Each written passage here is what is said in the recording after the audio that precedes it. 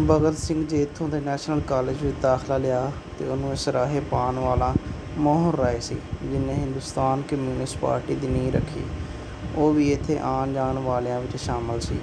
ਇਹ ਸਵਾਲ ਕੀਤਾ ਜਾ ਸਕਦਾ ਹੈ ਵੀ ਜੇ ਇਹ ਹਾਲ 100 ਵਰ੍ਹੇ ਪਿਛਾਂ ਹਿੰਦੁਸਤਾਨ ਦੀ ਆਜ਼ਾਦੀ ਲਈ ਲੜਨ ਮਰਨ ਵਾਲਿਆਂ ਦਾ ਗੜ੍ਹ ਰਿਹਾ ਅਤੇ ਫਿਰ ਇੱਕ ਅੰਗਰੇਜ਼ ਬਰੈਡਲੇ ਦੇ ਨਾਂ ਇਹਦੇ ਸਿਰ ਮੱਥੇ ਉੱਤੇ ਕਿਉਂ ਲਿਖਿਆ ਗਿਆ। ਚਾਰਲਸ ਬਰੈਡਲੇ ਬਰਤਾਨੀਆ ਦੀ ਪਾਰਲੀਮੈਂਟ ਦਾ ਇੱਕ ਇਹ ਜਿਹਾ ਸਿਰ ਫਿਰਿਆ ਮੈਂਬਰ ਸੀ ਜਿਹੜਾ ਆਪ ਅੰਗਰੇਜ਼ ਸੀ, ਪਰ ਉਹ ਹਿੰਦੁਸਤਾਨੀਆਂ ਤੋਂ ਵੱਧ ਹਿੰਦੁਸਤਾਨ ਨੂੰ ਅੰਗਰੇਜ਼ਾਂ ਦੀ ਗੁਲਾਮੀ ਤੋਂ ਛੁਡਾਉਣਾ ਚਾਹੁੰਦਾ ਸੀ।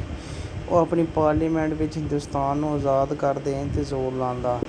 ਹਿੰਦੁਸਤਾਨੀਆਂ ਦੀ ਮੰਗਾਂ ਦਾ ਉਹ ਸਭ ਤੋਂ ਵੱਡਾ ਵਕੀਲ ਸੀ ਅਤੇ ਆਜ਼ਾਦੀ ਦੇ ਜਲੂਸਾਂ ਵਿੱਚ ਸਭ ਤੋਂ ਅੱਗੇ ਹੁੰਦਾ। ਬਰੈਡਲੇ ਕਿਸੇ ਵੀ ਮਜ਼ਹਬ ਦਾ ਪੈਰੋਕਾਰ ਨਹੀਂ ਸੀ, ਸਿਵਾਏ ਲੋਕਾਂ ਲਈ ਇਨਸਾਫ, ਬਰਾਬਰੀ ਅਤੇ ਆਜ਼ਾਦੀ ਦੇ ਮਜ਼ਹਬ ਦਾ। ਉਹਨਾਂ ਜ਼ਮਾਨਿਆਂ ਵਿੱਚ ਲਾਹੌਰ ਅੰਦਰ 2-3 ਨਿੱਕੇ ਹਾਲ ਤੇ ਹੈ ਸਨ ਜਿੱਥੇ ਲੋਕਾਂ ਦਾ ਥੋੜ੍ਹਾ ਬਹੁਤ ਇਕੱਠ ਹੋ ਸਕਦਾ ਸੀ, ਪਰ ਇੱਥੇ ਅੰਗਰੇਜ਼ਾਂ ਦੀ ਅਮਲਦਾਰੀ ਸੀ।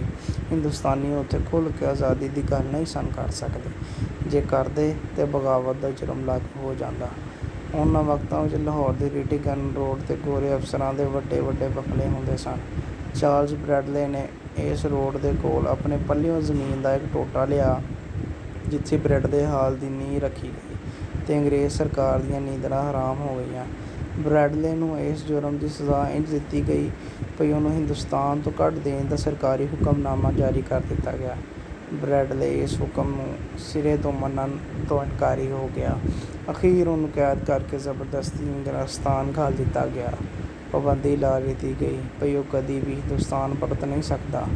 1900 ਦੇ ਅਖੀਰ ਵਿੱਚ ਇਸ ਸ਼ਾਨਦਾਰ ਅਤੇ ਲਾਹੌਰ ਦੇ ਸਭ ਤੋਂ ਵੱਡੇ ਹਾਲ ਦੀ ਤਾਮੀਰ ਮੁਕੰਮਲ ਹੋਈ।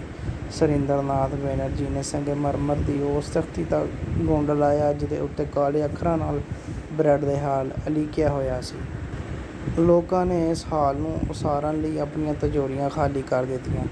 ਲਾਲਾ ਲਾਜਪਤ ਰਾਏ ਆਪਣੀ ਭੈਣ ਗੁਲਾਬ ਦੇਵੀ ਦੇ ਨਾਂ ਤੋਂ ਲਾਹੌਰ ਵਿੱਚ ਬਹੁਤ ਵੱਡਾ ਹਸਪਤਾਲ ਬਣਵਾਇਆ ਸੀ।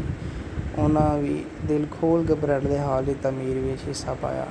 ਤਦ ਲਾਲੇ ਹੋਰਾਂ ਨੂੰ ਕੁਝ ਸਾਨ ਗੁਮਾਨ ਨਹੀਂ ਸੀ ਹੋਣਾ ਵੀ ਇਸ ਹਾਲ ਦੇ ਨੈਸ਼ਨਲ ਕਾਲਜ ਵਿੱਚ ਬੰਗਾ ਪਿੰਡ ਦਾ ਇੱਕ ਨੌਜਵਾਨ ਪੜ੍ਹਾਈਆਂ ਕਰੇਗਾ, ਇਨਕਲਾਬ ਦੀ ਸੁਰਖੀ ਨਾਲ ਰੰਗਿਆ ਜਾਵੇਗਾ ਅਤੇ ਇੱਕ ਦਿਹਾੜੇ ਉਹਨਾਂ ਦੇ ਕਤਲ ਦਾ ਬਦਲਾ ਲਏਗਾ। ਇਹ ਜਿਹਾ ਕਤਲ ਜਿਹੜਾ ਹਿੰਦੁਸਤਾਨ ਦੀ ਆਜ਼ਾਦੀ ਦੀ ਤਵਾਰੀਖ ਵਿੱਚ ਅਮਰ ਹੋ ਜਾਏਗਾ। ਭਗਤ ਅੱਗੇ ਅਤੇ ਡੱਬਾ ਪਿੱਛੇ। ਉਹ ਦੋਵੇਂ ਬਰੈਡਲੇ ਹਾਲ ਵੇਖਣ ਲਈ ਟੁਰਦੇ ਜਾਂਦੇ ਸਨ। ਰੀਟਿੰਗਟਨ ਰੋਡ ਅੱਪੜਨ ਲਈ ਉਹ D.A.O. ਕਾਲਜ ਦੀ ਉੱਚੇ ਬੁਰਜ ਮਨਾਰਿਆਂ ਵਾਲੀ ਬਿਲਡਿੰਗ ਦੀ ਨੁੱਕਰ ਤੋਂ ਖੱਬੇ ਹੱਥ ਮੁੜ ਗਏ, ਜਿਹੜੀ ਦੂਰੋਂ ਹਰ ਦੀਵਾਰ 'ਤੇ ਕਿਸੇ ਮੰਦਰ ਹਾਰ ਜਾਪਦੀ ਸੀ। ਭਗਤ ਨੇ ਕਾਲਜ ਦੀ ਬਿਲਡਿੰਗ ਵੱਲ ਅੱਖ ਚੁੱਕ ਕੇ ਵੀ ਨਾ ਵੇਖਿਆ। ਉਹਨੇ ਇਹਦੀਆਂ ਯਾਦਾਂ ਦੇ ਬੂਹੇ ਬਾਰੀਆਂ ਵੱਲ ਜ਼ਰਾ ਚਿਰ ਪਿੱਛੋਂ ਆਉਣਾ ਸੀ। ਕਾਲਜ ਦੇ ਸਾਹਵੇਂ ਪੁਲਿਸ ਲਾਈਨ ਦੀ ਪੀਲੇ ਰੰਗ ਦੀ ਸਰਕਾਰੀ ਇਮਾਰਤ ਵੱਲ ਵੀ ਨਾ ਵੇਖਿਆ। ਉਹਨੇ ਇੱਧਰ ਖਾਲੀ ਹੱਥ ਨਹੀਂ, ਪਿਸਤੌਲ ਡੱਬ ਵਿੱਚ ਲੁਕਾ ਕੇ ਆਉਣਾ ਸੀ। ਇੱਥੇ ਵੀ ਉਹ 100 ਵਰ੍ਹੇ ਪਿੱਛੋਂ ਆਇਆ ਸੀ। ਜ਼ਮਾਨੇ ਹੋਰ ਹੋ ਗਏ ਸਨ। ਲਾਹੌਰ ਅੰਦਰ ਇੱਥੇ ਰੀਟਿੰਗਟਨ ਰੋਡ ਉੱਤੇ ਅੰਗਰੇਜ਼ਾਂ ਦੇ ਕੁਝ ਬੰਗਲੇ ਸਨ ਅਤੇ ਆਸੇ ਪਾਸੇ ਇੱਕ ਲੁੱਗਾ ਪਿਆ ਹੋਇਆ ਰੜਾ ਮੈਦਾਨ ਹੁੰਦਾ ਸੀ।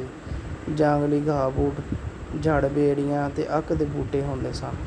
ਅੱਕਾਂ ਦੀਆਂ ਡੋਡਿਆਂ ਵਿੱਚੋਂ ਚਿੱਟੇ ਛਾਟੇ ਵਾਲੀਆਂ ਮਾਈਆਂ ਬੁੱਢੀਆਂ ਫੁੱਟਦੀਆਂ ਸਨ ਅਤੇ ਹਵਾਵਾਂ ਵਿੱਚ ਝੱਲੀਆਂ ਹੁੰਦੀਆਂ ਉੱਡਦੀਆਂ ਫਿਰਦੀਆਂ ਸਨ।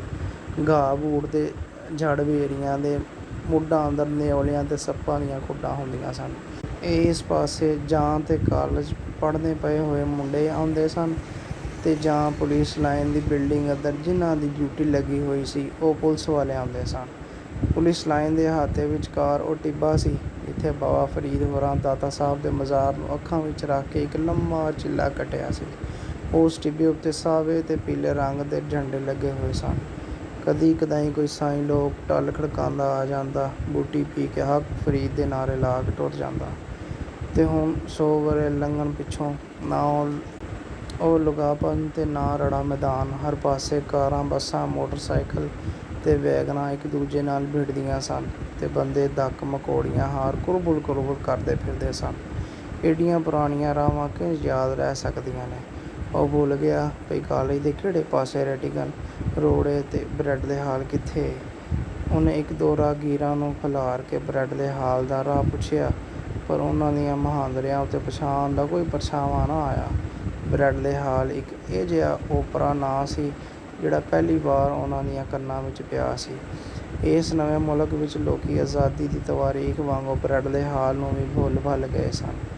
ਅਖੀਰ ਉਹ ਟੇਵੇ ਲਾਂਦਾ ਰੈਟੀਗਨ ਰੋਡ ਤੀਕਰ ਅੱਪੜ ਗਿਆ ਤੇ ਡੱਬ ਖੜੱਬਾ ਪਿੱਛੇ ਜਿੱਥੋਂ ਇਹ ਸੜਕ ਘੋੜਾ ਹਸਪਤਾਲ ਵੱਲ ਮੁੜਦੀ ਸੀ, ਉੱਥੋਂ ਖੱਬੇ ਪਾਸੇ ਇੱਕ ਬੁੱਢੜਾ ਬਾਬਾ ਬੋਹੜ ਖਲੋਤਾ ਸੀ, ਜਿਹਦੇ ਸਾਵੇ ਪੱਤਰਾਂ ਵਿੱਚੋਂ ਬ੍ਰੈਡਲੇ ਹਾਲ ਦੀ ਬਿਲਡਿੰਗ ਇੰਝ ਝਾਤੀਆਂ ਮਾਰਦੀ ਸੀ ਜਿਵੇਂ ਆਖਦੀ ਹੋਵੇ, ਬੜੇ ਚਿਰ ਪਿੱਛੋਂ ਫੇਰਾ ਮਾਰਿਆ ਈ ਭਗਤਿਆ, ਲੰਘ ਆ, ਕਿੱਧਰ ਟੁਰੀ ਜਾਂਦਾ ਏ, ਮੇਰਾ ਕੋਈ ਵਾਲੀ ਵਾਰਸ ਨਹੀਂ, ਉੱਜੜ ਗਈ ਆਂ, ਪਛਾਤਾ ਨਹੀਂ ਓ, ਪਰ ਤੂੰ ਤੇ ਉਂਝ ਦਾ ਉਂਝ ਹੀ ਏਂ, ਝਾਕ ਨਾ, ਆ ਜਾ।